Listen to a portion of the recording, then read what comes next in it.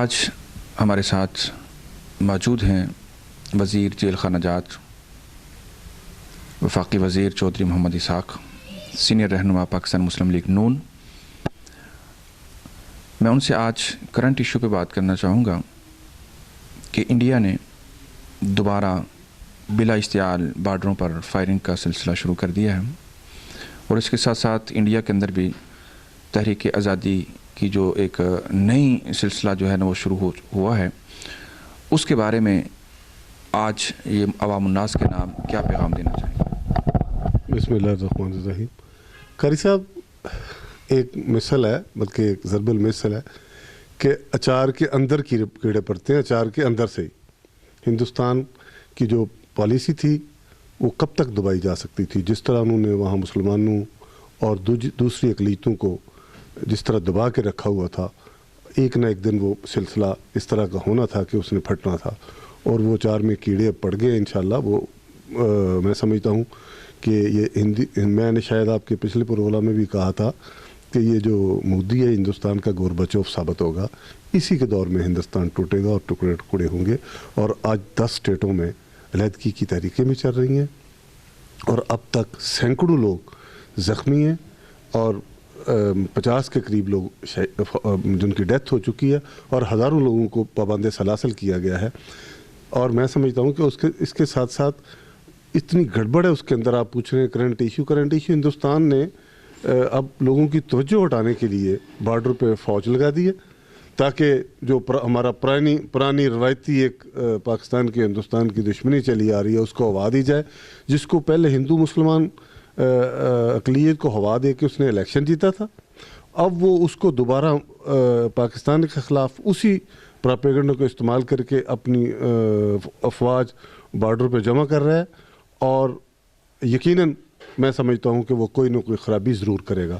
اور اب پاکستان کی مسلح افواج انشاءاللہ، پہلے بھی ہم نے ان کا ابھینندن گرفتار کر کے ان کے 2 جہاز گرائے تھے وہ پلوامہ والے معاملے میں۔ تو میں سمجھتا ہوں وہ پنجابی میں کہتے ہیں اتھے کوڑا تے اتھے میدان پہ پتہ چل جاتا ہے۔ پاکستان کی آرمی نے واضح جو ہے نا وہ 2 ٹوک الفاظ میں جو ہے نا وہ جواب دے دیا ہے کہ جس انداز میں جس لب و لہجے میں بات کرو گے اسی میں جواب دیا جائے گا۔ تو آپ کیا سمجھتے ہیں کہ وہ اس کے باوجود پاکستان آرمی کا سامنا کر سکتے ہیں؟ دیکھیں جی، بڑی سیدھی بات ہے، جب کسی کے گھر میں لڑائی پڑ جائے نا تو وہ اپنے مخالفین سے جنگ شروع کر لیتے ہیں یا جھگڑا شروع کر لیتے ہیں تاکہ گھر کا جو معاملہ ہے وہ سمیٹا جا سکے۔ ہندوستان نے اپنے گھر کا معاملہ اس حد تک پھیلا لیا ہے کہ شاید آپ نے پڑھا ہوگا پچھلے دنوں کہ انہوں نے 3 ڈویژن فوج جو ہے نا وہ کشمیر سے ہندوستان شفٹ کی ہے۔ یعنی وہ ہندوستان کو بھی اندر کی ہندوستان کی جو اس کو بھی فوج کے حوالے کر رہے ہیں، اور رینجر کے۔ اور ان حالات میں ان کے پاس سوائے اس آپشن کے، یا تو وہ سویلائزڈ قوم جو اپنے آپ کو کہتے ہیں ہم لبرل ہیں، ہم سیکولر ہیں، یا تو سیکولر بنے، لوگوں کو ان کے حقوق دیں، تو میرے خیال میں آج ہی وہاں کا معاملات ختم ہو سکتے ہیں۔ لیکن بڑی سیدھی بات ہے، جو RSS ہے نا اس کا ایجنڈا یہی ہے۔ ہم لوگ ہسٹری نہیں پڑھتے، یہ 1925 میں بنی تھی، اور اس کا RSS کے اس وقت شدی کی تحریک، آپ نے کبھی میٹر کی کتابوں میں پڑھا ہو تو شدی کی تحریک کا مقصد یہ تھا گھر واپسی۔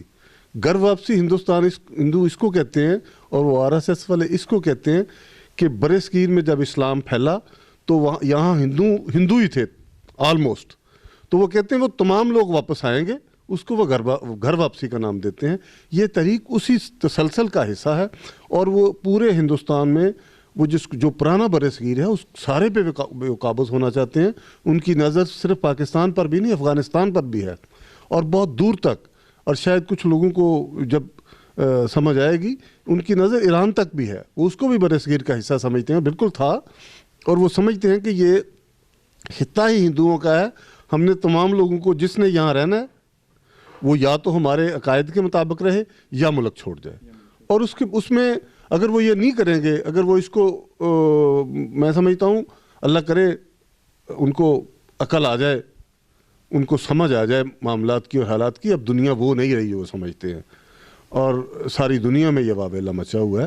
اور یہ میں سمجھتا ہوں کہ ہندوستان کو اللہ کے فضل سے کشمیریوں کی بد دعا بھی لگے گی جو 70 سال سے انہوں نے کشمیر پہ ظلم و ستم ڈھائے ہوئے ہیں، اس کی بد دعا کا یہ نتیجہ ہے کہ آج اس کے اندر کی 10 اسٹیٹوں میں یہ علیحدگی کی تحریکیں چل رہی ہیں، اور اس کے لیے وہ کوشش کر رہے ہیں کہ لوگوں کی توجہ اٹھانے کے لیے بارڈر پہ فوج جمع کریں. انہوں نے پہلے بھی دیکھ لیا ہے، چھوٹی موٹی شرارت کریں گے وہ، لیکن ناکام اور انشاءاللہ یہ ان کو پتہ ہے کہ ہمارا سسٹم بھی ان سے بہتر ہے، اور ہماری افواج بھی اللہ کے فضل و کرم سے دنیا کی بہترین افواج میں شامل ہیں. لیکن یہاں پہ میں سوال کرنا چاہوں گا کہ پچھلے دنوں کشمیر کے حوالے سے ایک جو ہے وہ ملیشیا کے اندر بہت بڑی کانفرنس جو ہے وہ بلائی گئی، لیکن اس کے اندر وزیر اعظم عمران خان نے اچانک جو ہے نا وہ فیصلہ چینج کر لیا، پھر وزیر خارجہ کو بھیجنے کا فیصلہ کیا لیکن وہ بھی چینج کر دیا گیا. اس حوالے سے آپ کیا کہنا چاہیں گے؟ بہرحال اپنے ملک کی بات تو پھر ظاہر ہے پاکستان کی عزت کا معاملہ ہے، لیکن بدقسمتی سے قاری صاحب مانگنے والوں کا کوئی ایجنڈا نہیں ہوتا.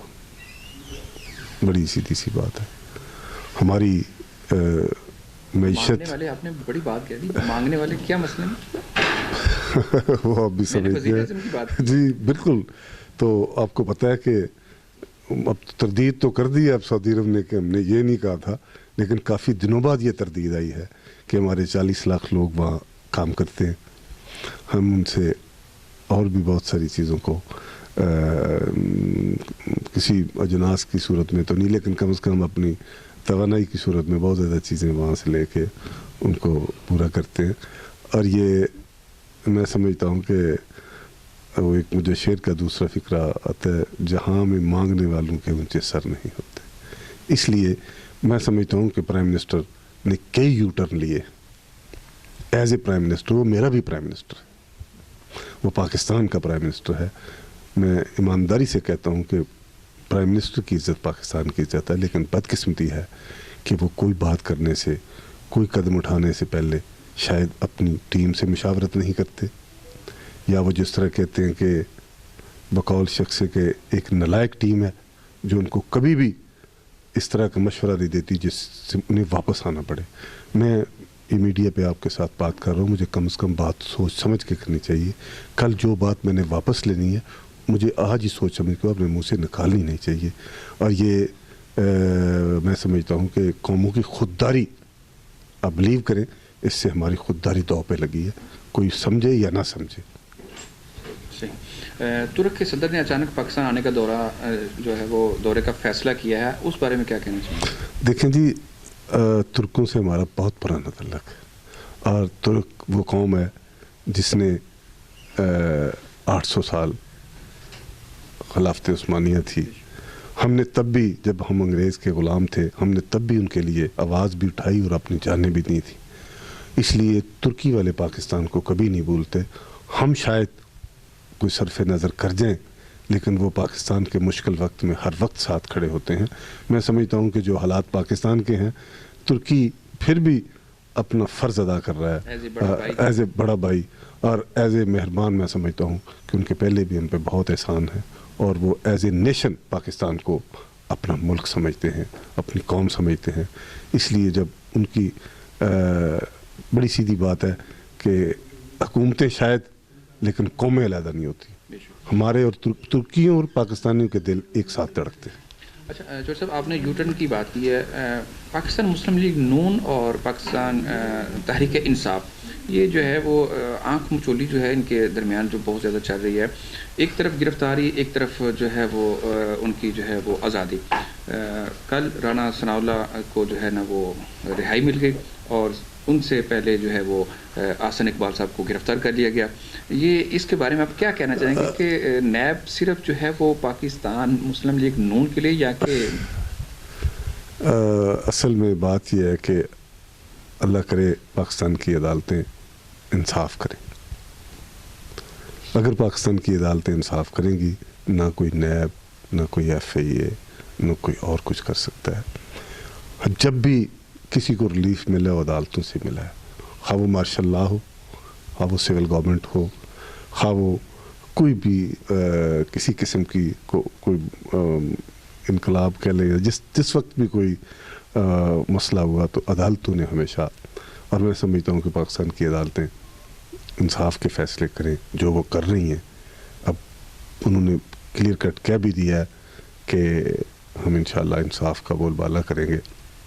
تو میرے خیال میں رانا ثناء اللہ کی ضمانت ان کے ساتھ انتہائی زیادتی ہوئی ہے.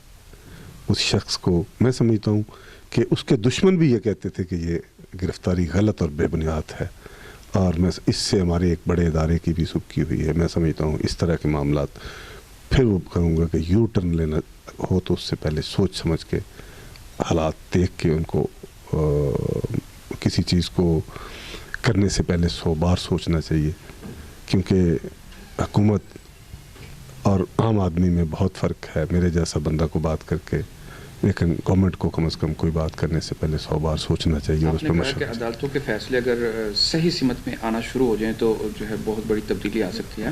تو عدالت نے پچھلے دنوں پرویز مشرف کے بارے میں بھی ایک فیصلہ دیا ہے, اس کے بارے میں بڑا رد عمل جو ہے سامنے دیکھیں جی, میں عرض کروں, دیکھیں وہ ایک شخص کی رائے تھی, فیصلہ وہ نہیں تھا. جو وہ ایک پیرا 66 نمبر پیرا جو ہے اس میں ایک جج کی رائے ہے, وہ اپنی رائے, اس پہ وہ فیصلہ نہیں ہے.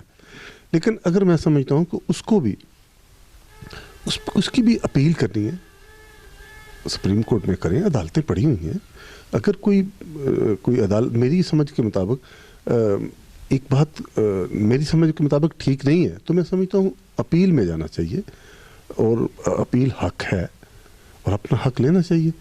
یہ میں جج ایز اے جج اگر انہوں نے کو فیصلہ تو وہی ہے جو آرٹیکل 6 ہے. آرٹیکل 6 پچھلے دنوں پتہ ہے آپ کو ایف آئی اے کے آئی G D G B C بات پہ ریزائن کر کے ان سے کہا گیا کچھ لوگوں پہ آرٹیکل 6 لگائیں, تو سنا ہے کہ انہوں نے ریزائن کر دیا. لیکن وہ تو اس لیے اگر ساری اپنا یہ ذمہ داری سے کام لیں تو پھر میرا نہیں خیال کہ کوئی ایسی بات ہو سکے گی. تو یہ اصل میں معاملہ یہ ہے کہ جنرل صاحب نے مصیبت یہ ہے کہ یہی عدالت جب کسی اور کو فیصلہ سناتی ہے تو ہم کہتے ہیں ہم آپ کے ساتھ کھڑے ہیں. لیکن میں سمجھتا ہوں عدالتوں کے ساتھ ہمیشہ عدالتوں کو انصاف کرنا چاہیے اور عدالتوں کو کبھی بھی دباؤ میں نہیں لانا چاہیے. آخری سوال میرا آج کی اس نشست کے اندر کہ مریم نواز کے حوالے سے ایک بڑا فیصلہ جو ہے نا وہ آنے والا ہے, آپ اس بارے میں بڑی جو ہے وہ اپیل کر دی گئی ہے ان کی جو ہے, تو اس حوالے سے آپ کیا کہنا چاہتے ہیں؟ دیکھیں جی, مریم نواز کا میاں نواز شریف باپ ہے اس کا, تو اگر آپ اس کی ضمانت لیتے ہیں, اس کو پاسپورٹ دیتے ہیں, اس کے باپ کو باہر بھیجتے ہیں یا کسی اور کو بھی, تو میرا خیال ہے اپنے باپ کی عیادت کرنے جانا کوئی جرم تو نہیں ہے.